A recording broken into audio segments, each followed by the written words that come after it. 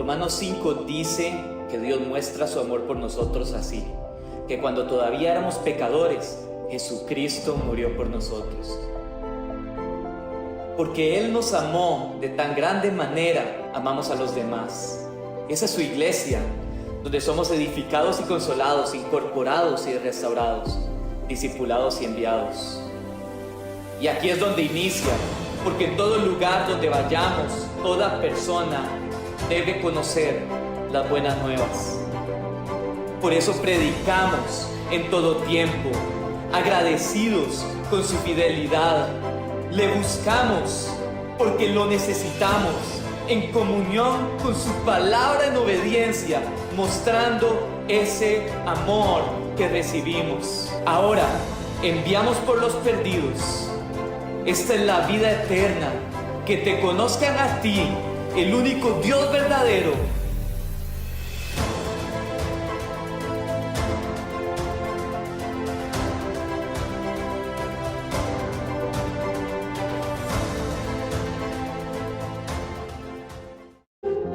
En esta mañana, su Santo Espíritu como fuego consumidor en nuestros corazones, y que avive la obra que Dios ha empezado en nosotros y la complete. Unos segundos más. Enamórate de la presencia del Señor. Enamórate de la presencia del Señor.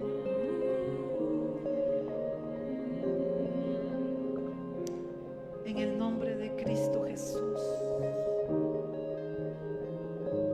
Amén. Amén. Por favor, tome asiento. Hoy estamos concluyendo la serie que empezamos hace 4 o 5 domingos, frente al Mesías. Hoy concluimos para iniciar la próxima semana otra serie. Pero en este día yo quisiera que el Señor nos diera de beber de su Espíritu Santo, que podamos en esta mañana ser edificados con la palabra de Dios. Porque yo creo, hermanos, que la palabra de Dios es la que nos enseña, nos guía. Dice Jesús le pidió al Padre: santifícalos en tu verdad. Tu palabra es verdad. Rápidamente, yo quiero que usted me acompañe en el libro de Juan. Hoy vamos a meditar en un encuentro muy especial frente al Mesías que tuvo una mujer en la Biblia. Y voy a pedirle, vamos a irnos, por favor, adelántate con la lista que tienes, adelántate y me lo vas. Dice en Juan capítulo 7 versículo 53, dice que, y así termina el capítulo, y cada uno se fue a su casa. Ahora yo quiero poner a usted en el contexto de lo que está pasando. Jesús subió a Jerusalén en la fiesta de los tabernáculos. Está finalizando la fiesta de los tabernáculos. Y el pueblo había ido a celebrar esa fiesta y todos se fueron a su casa. Pero miren el capítulo 8 versículo 1. Y Jesús se fue al monte de los olivos. Parece como que nadie invitó a Jesús a hospedarse en su casa. Y Jesús tuvo que ir a dormir o pasar la noche en el monte de los olivos. Normalmente Jesús se quedaba en casa de María y Lázaro, en Betania, a unos kilómetros. Pero en esa ocasión nadie le invitó y Jesús tuvo que estar en el monte de los olivos. Por favor, aquí ya hay una enseñanza. Dios quiera que nunca Jesús no halle cabida en nuestras vidas y en nuestros hogares. Y dice que Jesús se fue al monte de los olivos y por la mañana volvió al templo y todo el pueblo vino a él y sentado él les enseñaba. Entonces los escribas y fariseos le trajeron una mujer sorprendida en adulterio y poniéndola en medio le dijeron: maestro, esta mujer ha sido sorprendida en el acto mismo de adulterio y en la ley nos mandó Moisés apedrear a tales mujeres.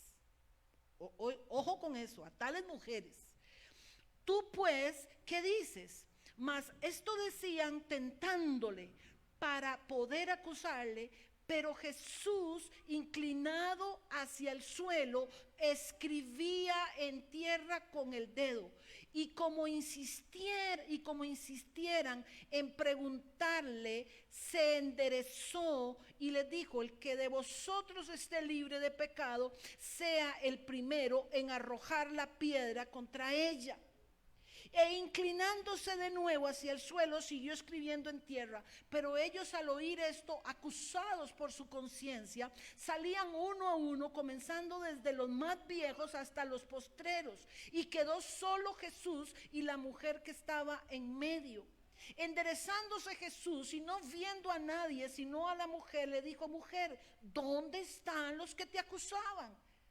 ¿Ninguno te condenó? Ella dijo: ninguno, Señor. Entonces Jesús le dijo: ni yo te condeno, vete y no peques más. Y esta es la porción que hoy queremos meditar a raíz de este encuentro con Jesús. Todo encuentro, todo lo que la persona que se ha encontrado con Jesús en la Biblia dejó una historia. Esta mujer dejó una historia. Nicodemo dejó una historia. Pablo dejó una historia. La mujer del pozo dejó una historia. Pero yo también creo que cada uno de ustedes que se ha encontrado frente al Mesías ha escrito una historia. Porque cambió el rumbo de tu vida.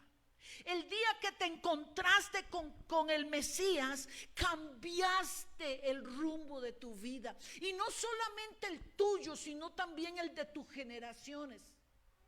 Cambiaste. Esta mujer fue traída a Jesús en medio de un juicio. Ahora, yo quiero que usted entienda qué situación más vergonzosa, más terrible, más horrible fue el momento en que esta mujer vino a encontrarse con Jesús. No fue como Nicodemo. Nicodemo llegó en la noche a buscar hablar con el maestro, o como otros que le buscaron: maestro, le decía, sánanos o llévanos a tu casa. Se encontraron con el maestro en situaciones menos vergonzosas, aunque apremiantes, pero esta mujer se encontró frente al Mesías en un momento donde fue el peor día de su vida, no hay duda, pero también fue el mejor día de su vida. Y dice la palabra que fue un juicio, hermanos. Fue traído un juicio. Aquí lo que se está deliberando no es ninguna otra cosa más que un juicio. ¿Entiende eso? Una mujer encontrada en el mismo acto del adulterio. Ahora, yo quiero que usted entienda por qué este juicio era ilegal. Estaba amañado a todas luces. Vamos al capítulo 22 de Deuteronomio, 22.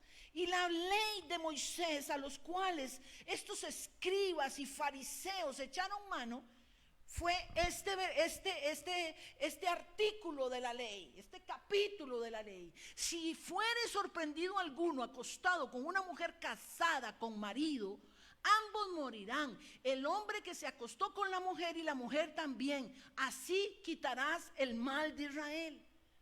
Había una ley, recuerde. Había una ley. Israel era un pueblo especial entre todas las naciones de la tierra. Dios escogió un pueblo para él, un pueblo santo, un pueblo que glorificara el nombre del Señor, que pusiera en alto el nombre de Dios. Y Dios le dio una ley a ese pueblo, y dentro de esa ley había un artículo donde decía que cuando se encontrara un adúltero, morirán, serán quitados. Pero tenía una razón. El celo que había detrás de esta ley era la santidad, guardar la santidad. Ese era el propósito de ese artículo. Pero también decía que tenían que morir ambos, el hombre y la mujer adúlteros. Una adúltera no es necesariamente una persona, no está hablando de una mujer, sino que era una mujer casada que se acuesta con un hombre casado con otra mujer. Dos adúlteros encontrados en el mismo acto debían ser muertos. Ahora, yo quiero que usted entienda que no dice ahí que debían ser lapidados, no dice. Pero los escribas y fariseos dicen que Moisés mandó a matar a esta gente, a lapidar. Ahora, permítame darle una lección objetiva. Yo le traje a usted una piedrita, me hubiera gustado traerle una a cada uno, pero hubiera tenido que contratar un camión de carga. Eran piedras, no eran bolinchas lo que le tiraban a la gente para lapidarla por su pecado. Eran piedras grandes que iban directamente a órganos vitales. Así murió Esteban lapidado. Quienes debían tirar la primera piedra eran los testigos oculares del delito. Los primeros en tirar la piedra eran los que habían presenciado el adulterio, estaban seguros, eran testigos del pecado.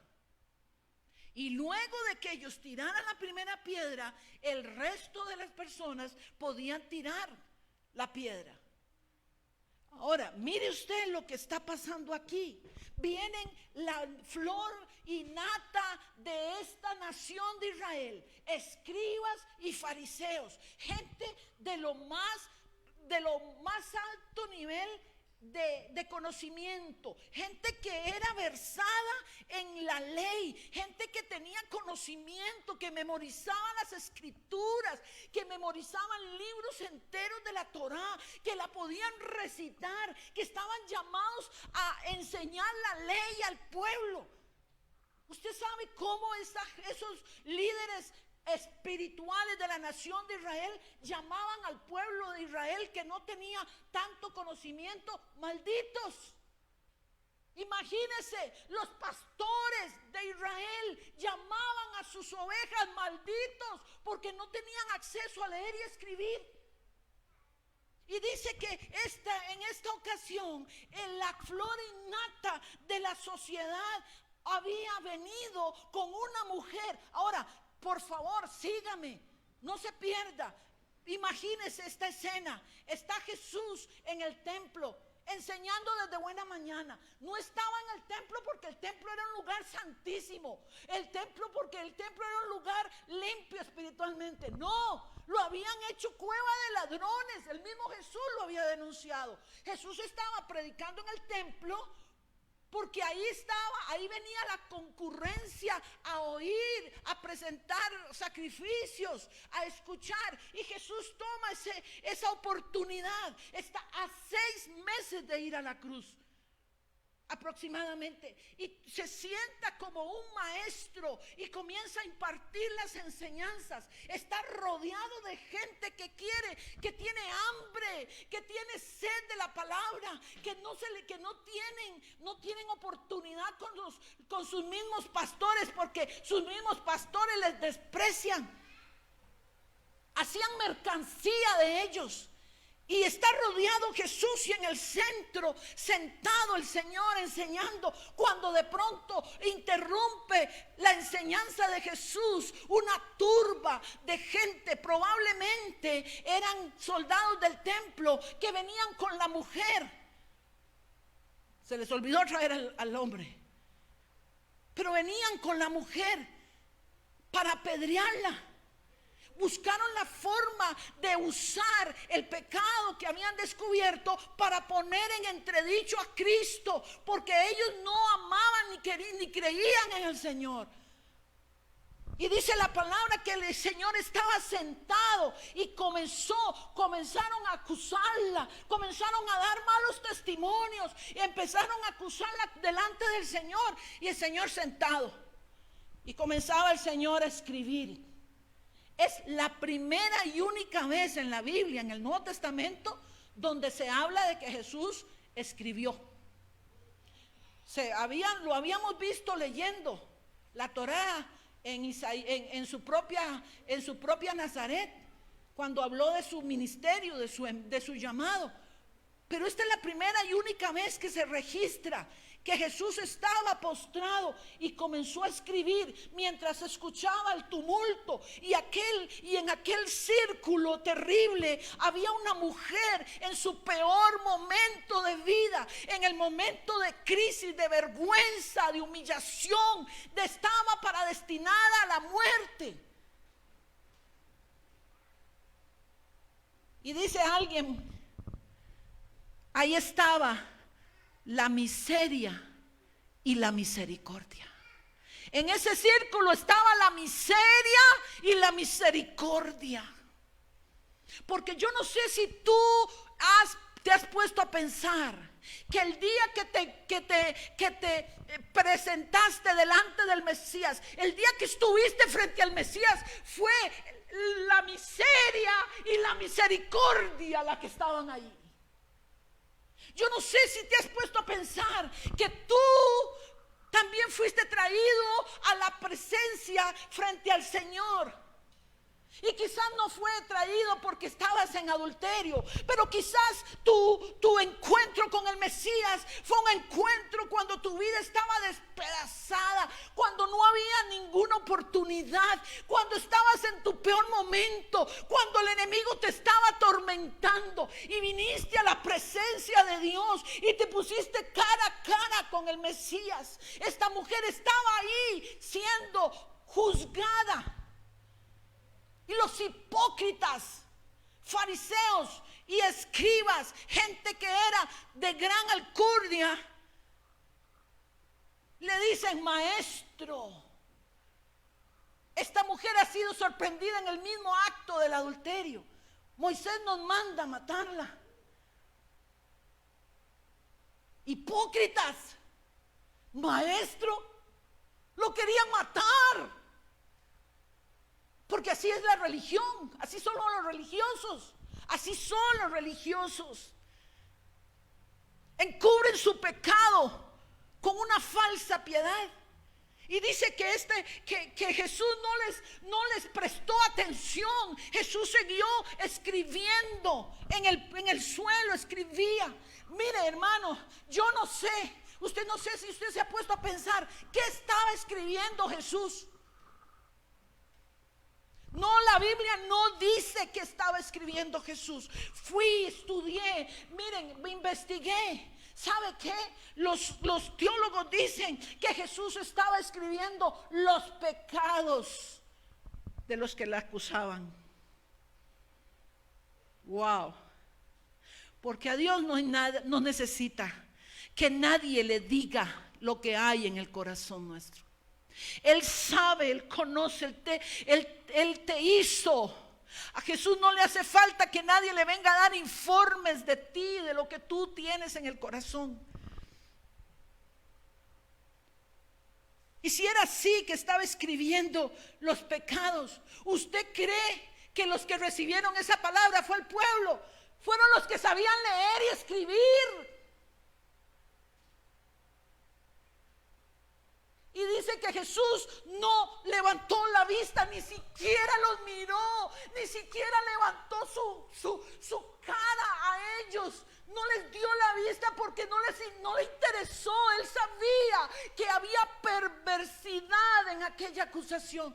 ¿Por qué lo trajeron al Señor? Quienes debían traer juicios de ese tipo y sentencias era un grupo llamado el Sanedrín. No Jesús, Pero el Sanedrín permite que Jesús emita juicio para encontrar algo en que traer muerte a Jesús, para hallarlo en alguna equivocación. Si Jesús dejaba ir a la mujer, le faltaba a la ley, incumplía la ley. Si Jesús condenaba a la mujer a lapidación, el Señor lo hubieran dicho: ¿dónde está la misericordia que tanto predicas? Y ahí está, y dice la Biblia que estaban los mismos escribas y fariseos insistiendo para que el Señor se pronunciara contra esa situación. Hermanos, ahí estaba la miseria y la misericordia. Aquella mujer solo escuchaba acusaciones. Ella no podía decir: esto es ilegal. ¿A dónde está el con el que yo estaba? No podía. La mujer no puede hablar. No tenía ninguna calidad ciudadana para que pudiera ella apelar a un juicio justo. Y el Señor está ahí. Y mira aquello. Y mira aquella escena terrible donde hombres están queriendo matar a una mujer solo para darle muerte a Jesús. Yo no sé cómo fue tu encuentro con el Mesías. Yo no lo sé, a cada uno no lo conozco. Pero sí puedo decirle que este no era un encuentro común, corriente. Y Jesús, después de que lo presionan, hasta todo el pueblo hace silencio, todo el mundo calla para oír cómo Jesús va a salir de eso. ¿Qué pronunciará el juez? ¿Cuál será la sentencia? Ahí están los que miraron. Fue sorprendida en el acto mismo. Ahí estaban los que eran testigos. Ahí estaban todos los que eran acusadores. Ahí estaba el cuerpo del delito. Y el Señor no levanta cabeza y sigue escribiendo hasta que llegó un momento donde Él levanta su cabeza y comienza a decirles: el que de vosotros esté sin pecado, sea el primero en arrojar la piedra contra ella. Ahí estaba la justicia perfecta. Ahí estaba el Señor trayendo la palabra correcta, la justicia perfecta a esa situación. El que de vosotros no tenga pecado, que sea el primero en tirar la piedra. Y yo me he puesto a pensar cuánta gente hay en la iglesia religiosa que le es fácil señalar y condenar, que critican, que juzgan sin saber la situación, que hacen escarnio de sus hermanos. Si el mismo Dios no hizo eso, ¿con qué derecho nosotros lo podemos hacer?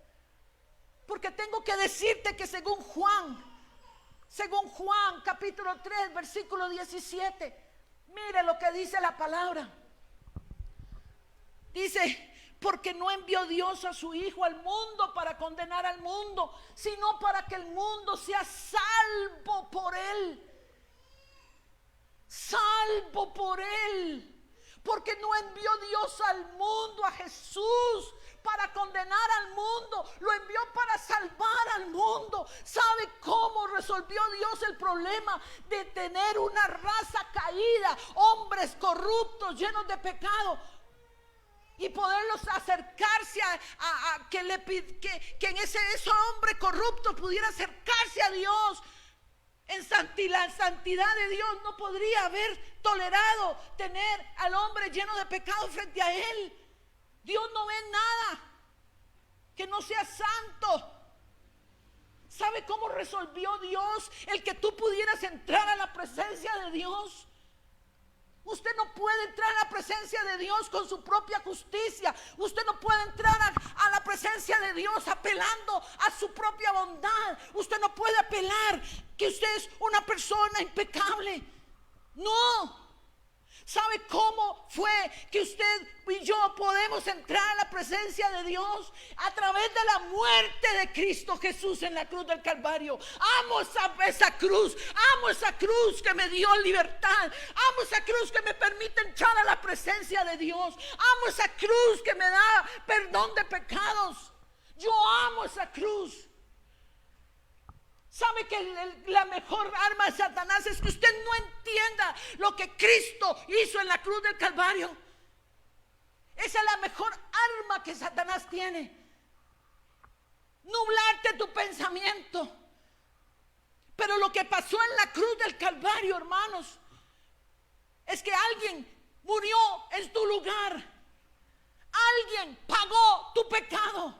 Dios Padre descargó sobre su Hijo toda su ira que le correspondía a usted y a mí, no a Cristo.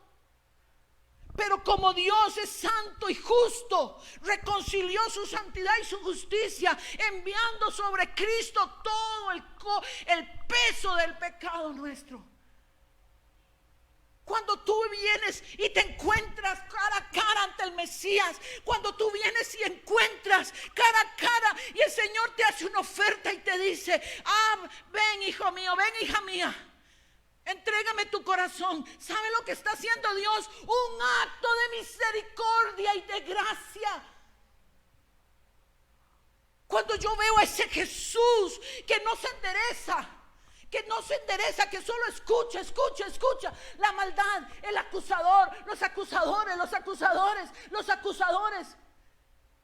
Y ese Cristo viene y toma esa ocasión y solamente se endereza para hablarle a la mujer.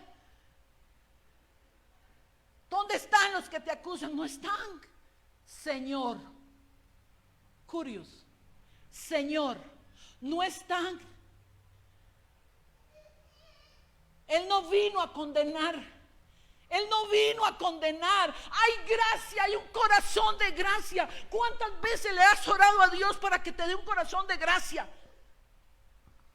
¿Cuántas veces le has orado a Dios diciéndole: Señor, dame ese corazón de gracia que tuviste para la mujer samaritana, que tuviste para Nicodemo, para el centurión, para Pablo, para cada uno de los que se encontró frente a frente contigo? Dame un corazón de gracia, de misericordia. Note, Jesús nunca defendió el pecado de esa mujer. Jesús nunca dijo: oh, perdónenla, no, hombre, si esto es cualquier cosa. No.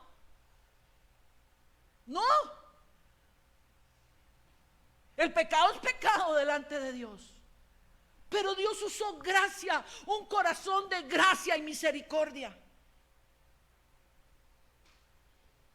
Todos los que estaban ahí estaban esperando. Y dice que cuando el Señor les dijo: el que esté libre de pecado, que tire la primera piedra, empezaron a irse primero los viejos. Y le voy a decir por qué los viejos, acusados por su conciencia. Entre más viejos, más hemos pecado.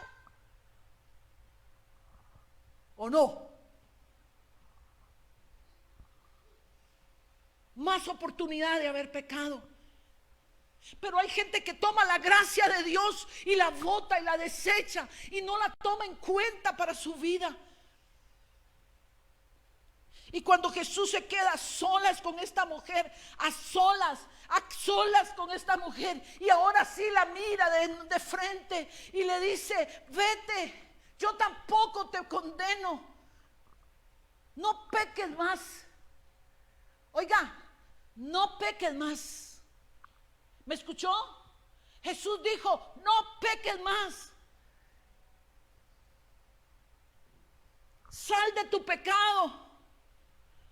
pero se lo dijo con gracia en el corazón, con misericordia. Hay perdón para tu pecado, hermano, hermana que estás aquí, o de los que me escuchan por la televisión o la internet.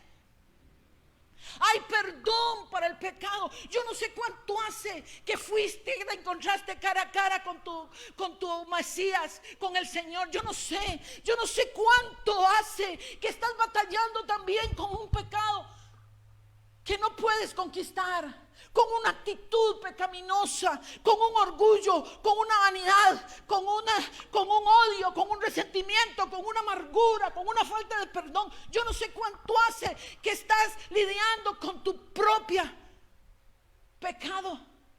Y ya tienes tiempo de haberte encontrado con el Mesías. Y hoy el Señor te dice: hay gracia para ti también, pueblo. Tú puedes venir delante de mí, confesar tu pecado. No le adornes a Dios tu pecado. Dile cómo te sientes, dile lo que está pasando. No uses palabras que ni siquiera reúnen las condiciones para definir tu propio pecado. Soberbia, crítica, murmuración. ¿Quiénes no batallamos con eso? Por amor de Cristo. ¿Cuántos de aquí pueden levantarse y decir: yo soy impecable? Hacen a Dios mentiroso. Dios estaba hablando de salir de ese pecado que ya tiene años haciendo raíces en tu corazón. Ese odio. No, es que yo no odio, pero es que, hermana, es que usted no sabe, es que a mí me dolió. No, hermano, quite esa mentira. Llame al pecado, pecado. Yo no sé cuántos están aquí, nunca han tenido un encuentro con el Mesías. Yo no sé cuánto hace que otros que están aquí o que me escuchan tuvieron su primer encuentro. Pero sí tengo que decir algo. Aquí está el Señor. Aquí está el Señor. Y está para oír tu confesión. Está para escuchar en dónde has caído, en dónde has fallado, qué estás arrastrando. Porque tanta gracia necesitó esa mujer como la necesitas tú y yo en esta mañana. Tanta gracia perdonadora. Yo quiero que usted incline su cabeza y comience a permitirle al Espíritu Santo de Dios. Voy a leerles, hermanos, en el libro de Proverbios. Dice la palabra de Dios: 6 cosas aborrece Jehová, y aún 7 abomina su alma. Miren, los ojos altivos, el orgullo, el no dar el brazo a torcer, el creer que sos mejor que otro, el creer que te mereces todo lo que tienen y no ves la gracia de Dios sobre tu vida. La lengua mentirosa, las manos derramadoras de sangre inocente, el corazón que maquina pensamientos inicuos, los pies presurosos para correr al mal, el testigo falso. ¿Sería esto de lo que estaba escribiendo en tierra Jesús? Sería que si el Señor te pusiera adelante y comenzara a escribir, el Señor escribiría en tierra nuestros pecados, que los hemos guardado y no queremos arrepentirnos. Hay gracia para ti en esta mañana, hay gracia, hay gracia. Dios no te condena, Dios no te condena, Dios no te condena. Puedes venir y contarle al Señor tu pecado. Puedes venir y decirle: Señor, he pecado contra el cielo, contra ti. Señor, tú me conoces, tú sabes y conoces mi maldad y mis fallas. Señor, yo en esta mañana vengo delante del que escudriña lo más profundo, del que revela los pensamientos y las intenciones del corazón. Y el Señor te va a decir: aquí estoy yo con gracia para ti. Tengo gracia, tengo misericordia. No importa el tamaño de tu desobediencia, no importa el tamaño de tu pecado, no importa el tamaño de tu maldad. A pesar de que ya has conocido, o si nunca has conocido, hoy tengo perdón para ti. Hoy tengo perdón y restauración para tu vida.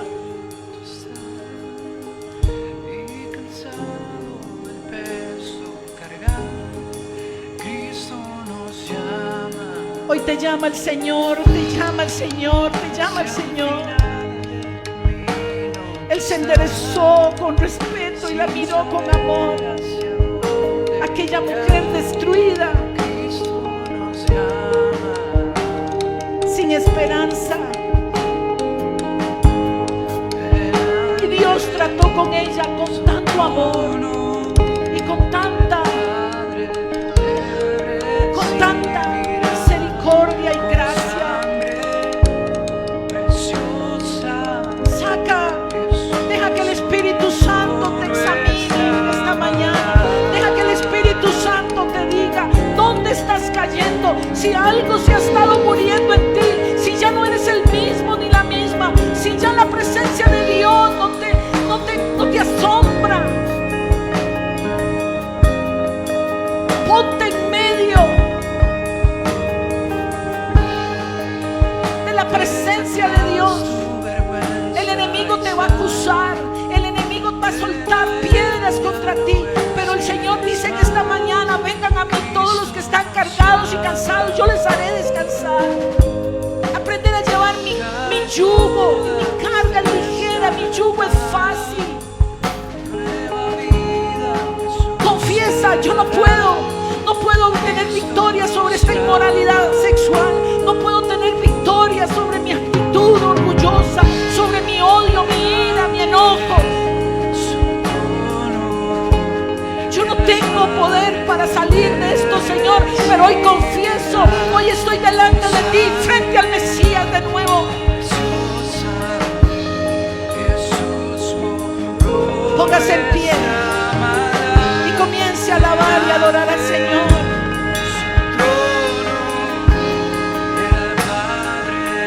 No dejes pasar tu oportunidad. Pon a cuentas tu vida, ponte a cuentas con tu Hacedor. Vienen tiempos difíciles. No dejes que el diablo se robe lo que Cristo ha sembrado en ti. La semilla que tú tienes adentro tiene que dar fruto al 30, al 60 y al 100%.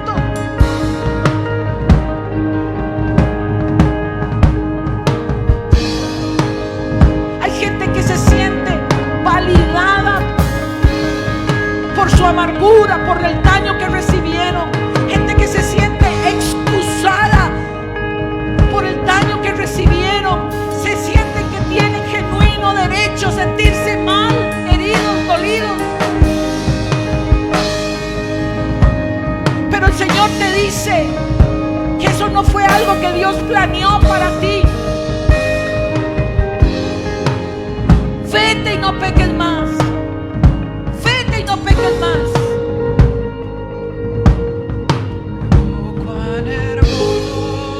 Levanta tus manos al Señor y ríndete a Él con alabanza. Gracias por la gente que nos siguió por la página, por internet. Nosotros nos quedamos adorando aquí al Señor.